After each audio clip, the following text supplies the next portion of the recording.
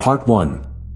It was a bright cold day in April, and the clocks were striking 13. Winston Smith, his chin nuzzled into his breast in an effort to escape the vile wind, slipped quickly through the glass doors of Victory Mansions, though not quickly enough to prevent a swirl of gritty dust from entering along with him. The hallway smelt of boiled cabbage and old rag mats. At one end of it a colored poster, too large for indoor display, had been tacked to the wall. It depicted simply an enormous face, more than a meter wide, the face of a man of about 45, with a heavy black mustache and ruggedly handsome features. Winston made for the stairs.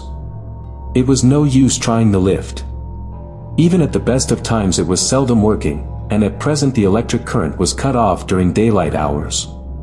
It was part of the economy drive in preparation for Hate Week. The flat was 7 flights up, and Winston, who was 39 and had a varicose ulcer above his right ankle, went slowly, resting several times on the way.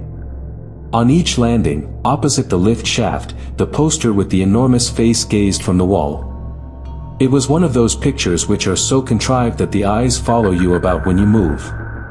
"Big Brother is watching you," the caption beneath it ran.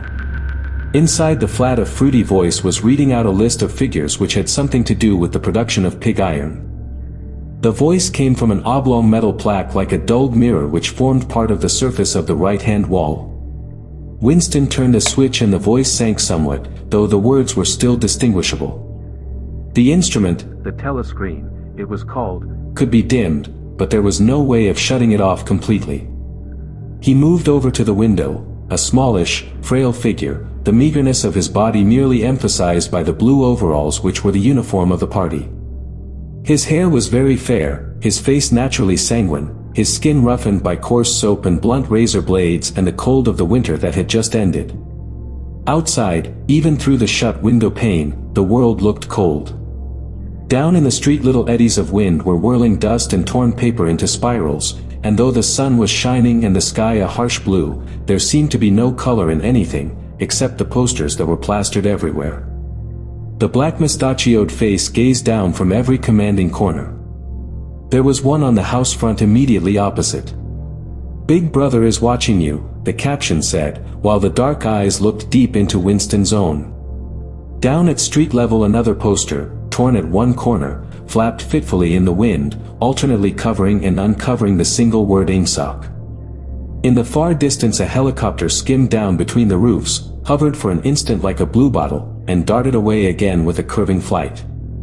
It was the police patrol, snooping into people's windows. The patrols did not matter, however. Only the thought police mattered. Behind Winston's back the voice from the telescreen was still babbling away about pig iron and the overfulfillment of the 9th three-year plan.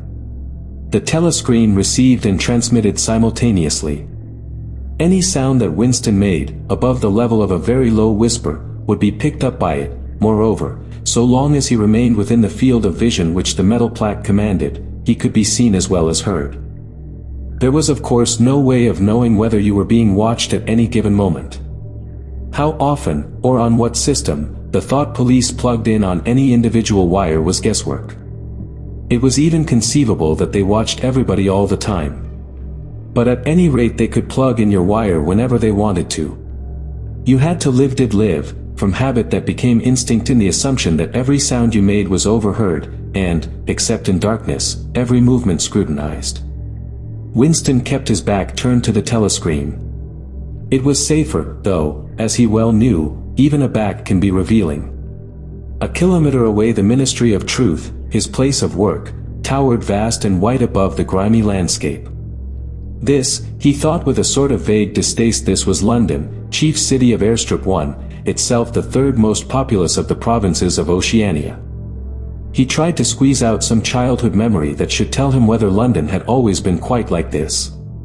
Were there always these vistas of rotting 19th century houses, their sides shored up with balks of timber, their windows patched with cardboard and their roofs with corrugated iron, their crazy garden walls sagging in all directions? And the bombed sites where the plaster dust swirled in the air and the willow herb straggled over the heaps of rubble, and the places where the bombs had cleared a larger patch and there had sprung up sordid colonies of wooden dwellings like chicken houses? But it was no use, he could not remember, nothing remained of his childhood except a series of bright-lit tableaus occurring against no background and mostly unintelligible. The Ministry of Truth Minitrue, in Newspeak was the official language of Oceania, was startlingly different from any other object in sight. It was an enormous pyramidal structure of glittering white concrete, soaring up. Terrace after terrace, 300 meters into the air. From where Winston stood it was just possible to read, picked out on its white face in elegant lettering, the three slogans of the party. War is peace. Freedom is slavery. Ignorance is strength. The Ministry of Truth contained, it was said, 3,000 rooms above ground level, and corresponding ramifications below. Scattered about London there were just 3 other buildings of similar appearance and size. So completely did they dwarf the surrounding architecture that from the roof of Victory Mansions you could see all 4 of them simultaneously. They were the homes of the 4 ministries between which the entire apparatus of government was divided. The Ministry of Truth, which concerned itself with news, entertainment, education, and the fine arts. The Ministry of Peace, which concerned itself with war. The Ministry of Love, which maintained law and order. And the Ministry of Plenty, which was responsible for economic affairs. Their names, in Newspeak, Mini-True, Mini-Pax, Mini-Love. And Mini-Plenty. The Ministry of Love was the really frightening one. There were no windows in it at all. Winston had never been inside the Ministry of Love, nor within half a kilometer of it. It was a place impossible to enter except on official business, and then only by penetrating through a maze of barbed wire entanglements, steel doors, and hidden machine gun nests. Even the streets leading up to its outer barriers were roamed by gorilla-faced guards in black uniforms, armed with jointed truncheons. Winston turned round abruptly. He had set his features into the expression of quiet optimism which it was advisable to wear when facing the telescreen.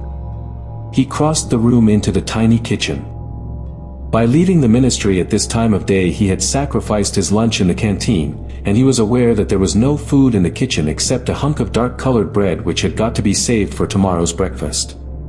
He took down from the shelf a bottle of colorless liquid with a plain white label marked Victory Gin. It gave off a sickly, oily smell, as of Chinese rice spirit. Winston poured out nearly a teacupful, nerved himself for a shock, and gulped it down like a dose of medicine. Instantly his face turned scarlet and the water ran out of his eyes. The stuff was like nitric acid, and moreover, in swallowing it one had the sensation of being hit on the back of the head with a rubber club. The next moment, however, the burning in his belly died down and the world began to look more cheerful. He took a cigarette from a crumpled packet marked Victory Cigarettes and incautiously held it upright, whereupon the tobacco fell out onto the floor. With the next he was more successful. He went back to the living room and sat down at a small table that stood to the left of the telescreen. From the table drawer he took out a penholder, a bottle of ink, and a thick, quarto-sized blank book with a red back and a marbled cover. For some reason the telescreen in the living room was in an unusual position. Instead of being placed, as was normal, in the end wall, where it could command the whole room, it was in the longer wall, opposite the window.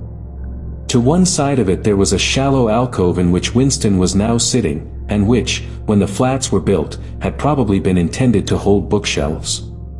By sitting in the alcove, and keeping well back, Winston was able to remain outside the range of the telescreen, so far as sight went. He could be heard, of course, but so long as he stayed in his present position he could not be seen. It was partly the unusual geography of the room that had suggested to him the thing that he was now about to do. But it had also been suggested by the book that he had just taken out of the drawer. It was a peculiarly beautiful book. Its smooth creamy paper, a little yellowed by age, was of a kind that had not been manufactured for at least 40 years past. He could guess, however, that the book was much older than that.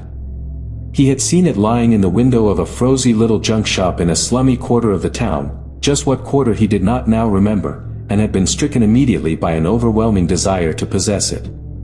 Party members were supposed not to go into ordinary shops, dealing on the free market, it was called, but the rule was not strictly kept, because there were various things, such as shoelaces and razor blades, which it was impossible to get hold of in any other way.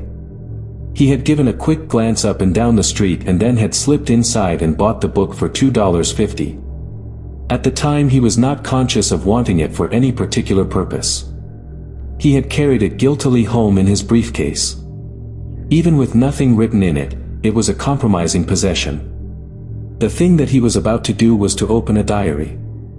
This was not illegal, nothing was illegal, since there were no longer any laws, but if detected it was reasonably certain that it would be punished by death, or at least by 25 years in a forced labor camp.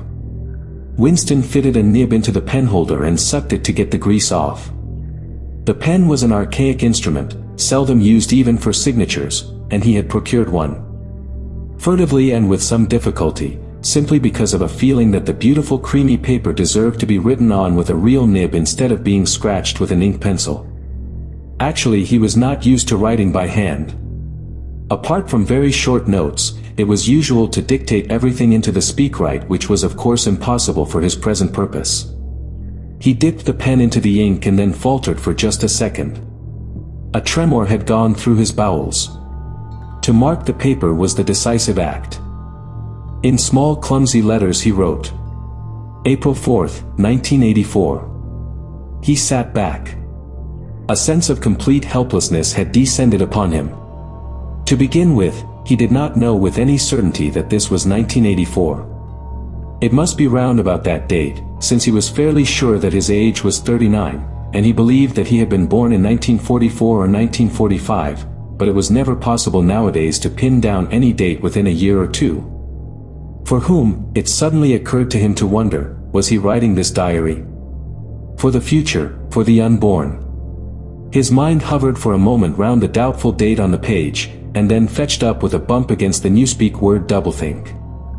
For the first time the magnitude of what he had undertaken came home to him. How could you communicate with the future? It was of its nature impossible. Either the future would resemble the present, in which case it would not listen to him, or it would be different from it, and his predicament would be meaningless. For some time he sat gazing stupidly at the paper. The telescreen had changed over to strident military music. It was curious that he seemed not merely to have lost the power of expressing himself, but even to have forgotten what it was that he had originally intended to say. For weeks past he had been making ready for this moment, and it had never crossed his mind that anything would be needed except courage. The actual writing would be easy. All he had to do was to transfer to paper the interminable restless monologue that had been running inside his head, literally for years. At this moment, however, even the monologue had dried up. Moreover, his varicose ulcer had begun itching unbearably. He dared not scratch it, because if he did so it always became inflamed. The seconds were ticking by. He was conscious of nothing except the blankness of the page in front of him, the itching of the skin above his ankle, the blaring of the music, and a slight booziness caused by the gin. Suddenly he began writing in sheer panic, only imperfectly aware of what he was setting down. His small but childish handwriting straggled up and down the page, shedding first its capital letters and finally even its full stops.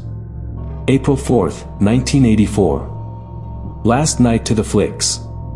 All war films. One very good one of a ship full of refugees being bombed somewhere in the Mediterranean. Audience much amused by shots of a great huge fat man trying to swim away with a helicopter after him. First you saw him wallowing along in the water like a porpoise, then you saw him through the helicopter's gun sights, then he was full of holes and the sea round him turned pink and he sank as suddenly as though the holes had lead in the water, audience shouting with laughter when he sank. Then you saw a lifeboat full of children with a helicopter hovering over it. There was a middle-aged woman, might have been a Jewess, sitting up in the bow with a little boy about 3 years old in her arms. Little boy screaming with fright and hiding his head between her breasts as if he was trying to burrow right into her, and the woman putting her arms round him and comforting him although she was blue with fright herself, all the time covering him up as much as possible as if she thought her arms could keep the bullets off him. Then the helicopter planted a 20-kilo bomb in among them, terrific flash, and the boat went all to matchwood. Then there was a wonderful shot of a child's arm going up right up into the air, a helicopter with a camera in its nose must have followed it up, and there was a lot of applause from the party seats, but a woman down in the pro part of the house suddenly started kicking up a fuss and shouting they didn't oughter have showed it, not in front of kids, they didn't, it ain't right, not in front of kids, it ain't, until the police turned her out. I don't suppose anything happened to her, nobody cares what the proles say, typical prole reaction, they never. Winston stopped writing, partly because he was suffering from cramp. He did not know what had made him pour out this stream of rubbish. But the curious thing was that while he was doing so, a totally different memory had clarified itself in his mind, to the point where he almost felt equal to writing it down. It was, he now realized, because of this other incident that he had suddenly decided to come home and begin the diary today. It had happened that morning at the ministry, if anything so nebulous could be said to happen. It was nearly 1100, and in the records department, where Winston worked, they were dragging the chairs out of the cubicles and grouping them in the center of the hall opposite the big telescreen, in preparation for the 2 minutes hate. Winston was just taking his place in one of the middle rows when two people whom he knew by sight, but had never spoken to, came unexpectedly into the room. One of them was a girl whom he often passed in the corridors. He did not know her name, but he knew that she worked in the fiction department. Presumably, since he had sometimes seen her with oily hands and carrying a spanner, she had some mechanical job on one of the novel writing machines. She was a bold-looking girl, of about 27, with thick hair, a freckled face, and swift, athletic movements. A narrow scarlet sash, emblem of the Junior Anti-Sex League, was wound several times round the waist of her overalls, just tightly enough to bring out the shapeliness of her hips. Winston had disliked her from the very first moment of seeing her. He knew the reason. It was because of the atmosphere of hockey fields and cold baths and community hikes and general clean-mindedness which she managed to carry about with her. He disliked nearly all women, and especially the young and pretty ones. It was always the women, and above all the young ones, who were the most bigoted adherents of the party, the swallowers of slogans, the amateur spies and nosers out of unorthodoxy. But this particular girl gave him the impression of being more dangerous than most. Once when they passed in the corridor, she gave him a quick sidelong glance which seemed to pierce right into him and for a moment had filled him with black terror. The idea had even crossed his mind that she might be an agent of the thought police.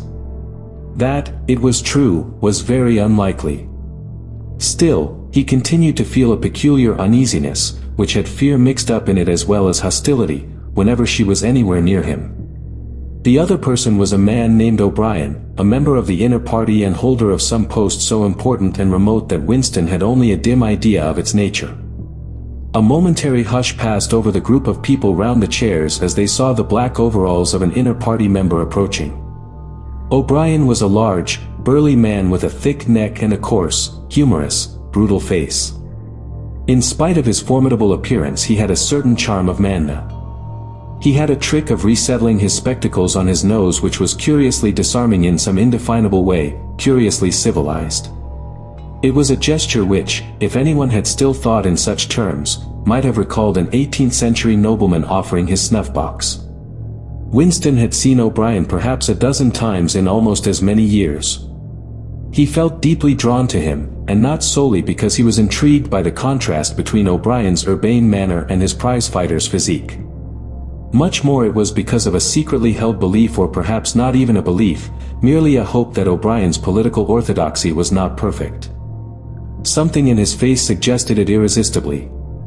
And again, perhaps it was not even unorthodoxy that was written in his face, but simply intelligence. But at any rate he had the appearance of being a person that you could talk to if somehow you could cheat the telescreen and get him alone. Winston had never made the smallest effort to verify this guess. Indeed, there was no way of doing so.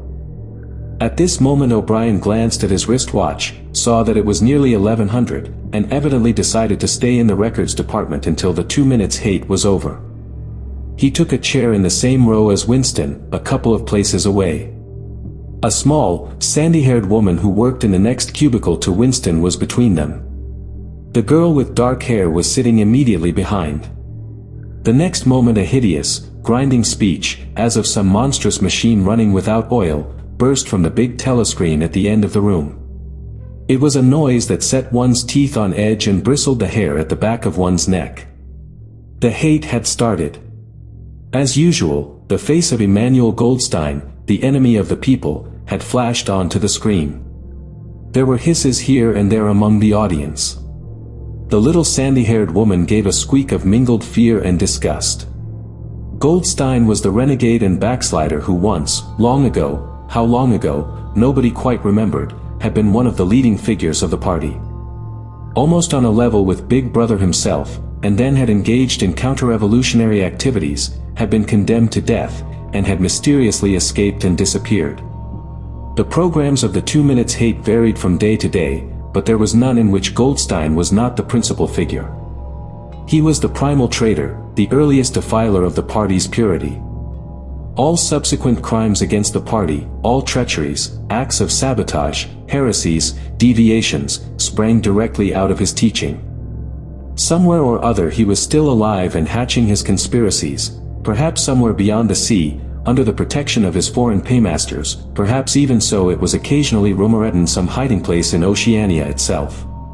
Winston's diaphragm was constricted. He could never see the face of Goldstein without a painful mixture of emotions.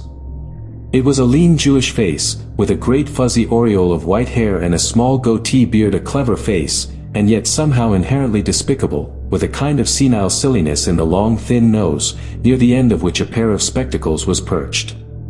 It resembled the face of a sheep, and the voice, too, had a sheep-like quality. Goldstein was delivering his usual venomous attack upon the doctrines of the party, an attack so exaggerated and perverse that a child should have been able to see through it, and yet just plausible enough to fill one with an alarmed feeling that other people, less level-headed than oneself, might be taken in by it.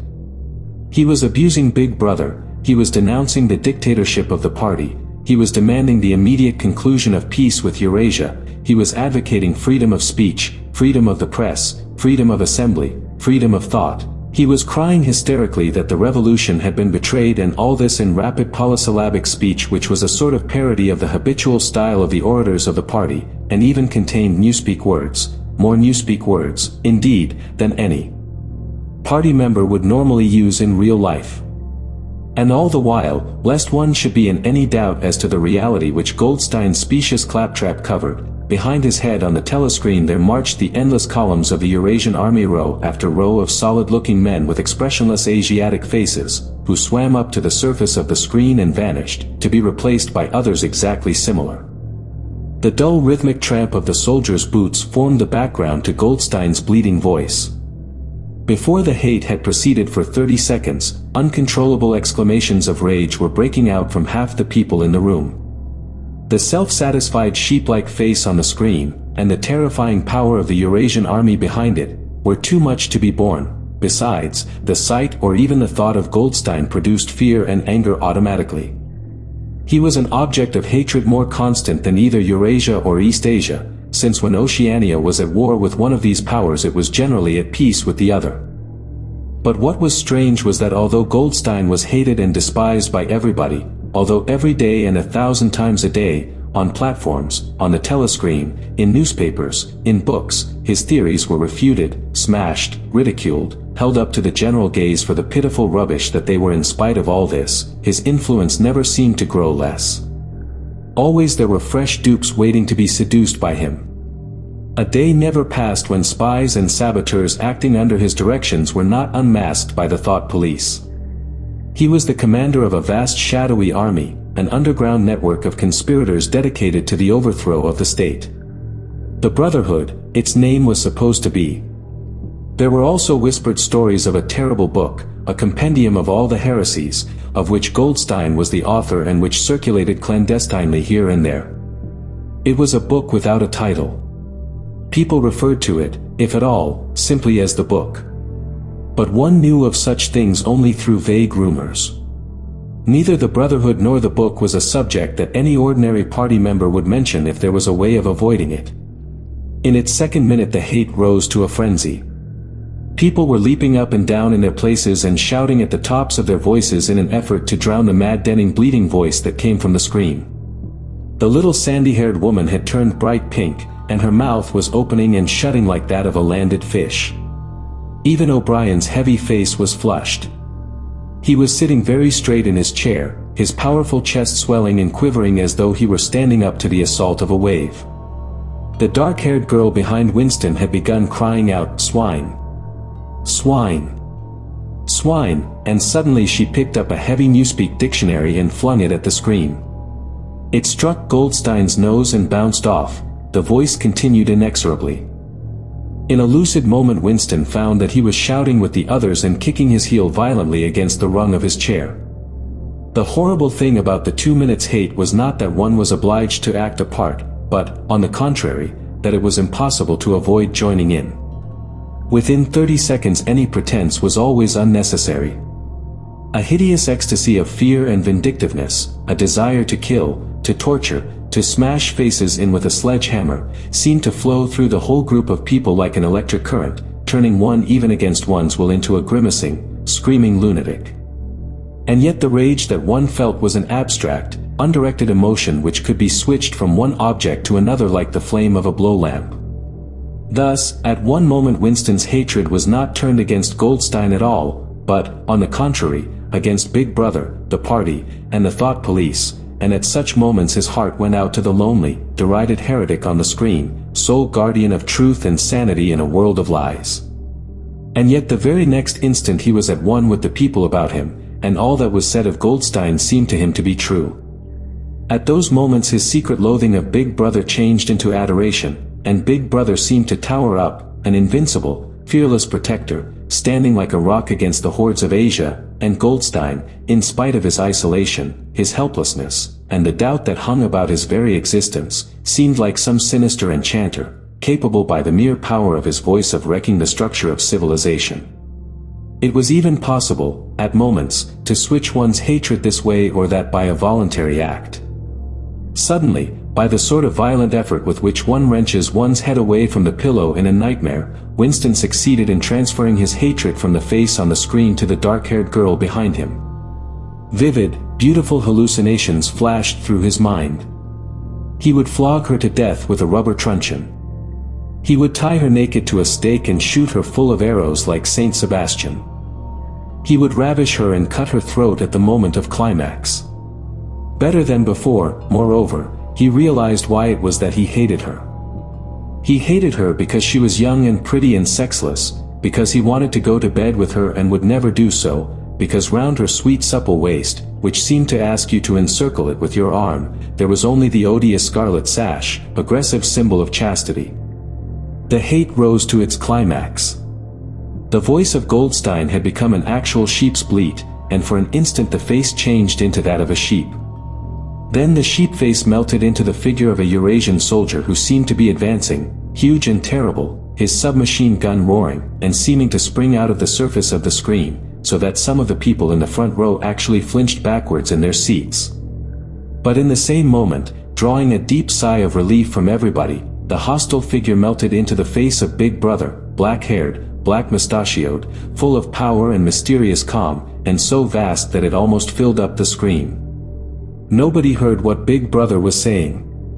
It was merely a few words of encouragement, the sort of words that are uttered in the din of battle, not distinguishable individually but restoring confidence by the fact of being spoken. Then the face of Big Brother faded away again, and instead the three slogans of the party stood out in bold capitals. War is peace. Freedom is slavery. Ignorance is strength. But the face of Big Brother seemed to persist for several seconds on the screen, as though the impact that it had made on everyone's eyeballs was too vivid to wear off immediately. The little sandy-haired woman had flung herself forward over the back of the chair in front of her. With a tremulous murmur that sounded like, "My Savior," she extended her arms towards the screen. Then she buried her face in her hands. It was apparent that she was uttering a prayer. At this moment the entire group of people broke into a deep, slow, rhythmical chant of "BB. BB."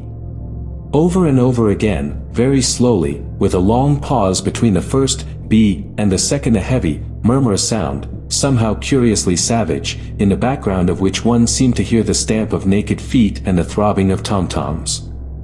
For perhaps as much as 30 seconds they kept it up. It was a refrain that was often heard in moments of overwhelming emotion. Partly it was a sort of hymn to the wisdom and majesty of Big Brother, but still more it was an act of self-hypnosis, a deliberate drowning of consciousness by means of rhythmic noise. Winston's entrails seemed to grow cold. In the 2 minutes' hate he could not help sharing in the general delirium, but this subhuman chanting of "BB, BB" always filled him with horror. Of course he chanted with the rest. It was impossible to do otherwise. To dissemble your feelings, to control your face, to do what everyone else was doing, was an instinctive reaction. But there was a space of a couple of seconds during which the expression of his eyes might conceivably have betrayed him. And it was exactly at this moment that the significant thing happened, if, indeed, it did happen. Momentarily he caught O'Brien's eye. O'Brien had stood up. He had taken off his spectacles and was in the act of resettling them on his nose with his characteristic gesture. But there was a fraction of a second when their eyes met, and for as long as it took to happen Winston knew, yes, he knew, that O'Brien was thinking the same thing as himself. An unmistakable message had passed. It was as though their two minds had opened and the thoughts were flowing from one into the other through their eyes. "I am with you," O'Brien seemed to be saying to him. "I know precisely what you are feeling. I know all about your contempt, your hatred, your disgust. But don't worry, I am on your side." And then the flash of intelligence was gone, and O'Brien's face was as inscrutable as everybody else's. That was all, and he was already uncertain whether it had happened. Such incidents never had any sequel. All that they did was to keep alive in him the belief, or hope, that others besides himself were the enemies of the party. Perhaps the rumors of vast underground conspiracies were true after all. Perhaps the Brotherhood really existed. It was impossible, in spite of the endless arrests and confessions and executions, to be sure that the Brotherhood was not simply a myth. Some days he believed in it, some days not. There was no evidence, only fleeting glimpses that might mean anything or nothing, snatches of overheard conversation, faint scribbles on lavatory walls once, even, when two strangers met, a small movement of the hand which had looked as though it might be a signal of recognition. It was all guesswork. Very likely he had imagined everything. He had gone back to his cubicle without looking at O'Brien again. The idea of following up their momentary contact hardly crossed his mind. It would have been inconceivably dangerous even if he had known how to set about doing it. For a second, 2 seconds, they had exchanged an equivocal glance, and that was the end of the story. But even that was a memorable event, in the locked loneliness in which one had to live. Winston roused himself and sat up straighter. He let out a belch. The gin was rising from his stomach. His eyes refocused on the page. He discovered that while he sat helplessly musing he had also been writing, as though by automatic action. And it was no longer the same cramped, awkward handwriting as before. His pen had slid voluptuously over the smooth paper, printing in large neat capitals. "Down with Big Brother. Down with Big Brother. Down with Big Brother. Down with Big Brother. Down with Big Brother." Over and over again, filling half a page. He could not help feeling a twinge of panic. It was absurd, since the writing of those particular words was not more dangerous than the initial act of opening the diary, but for a moment he was tempted to tear out the spoiled pages and abandon the enterprise altogether. He did not do so, however, because he knew that it was useless. Whether he wrote "Down with Big Brother," or whether he refrained from writing it, made no difference. Whether he went on with the diary, or whether he did not go on with it, made no difference. The thought police would get him just the same. He had committed, would still have committed, even if he had never set pen to paper, the essential crime that contained all others in itself. Thought crime, they called it.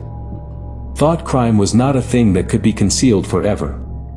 You might dodge successfully for a while, even for years, but sooner or later they were bound to get you.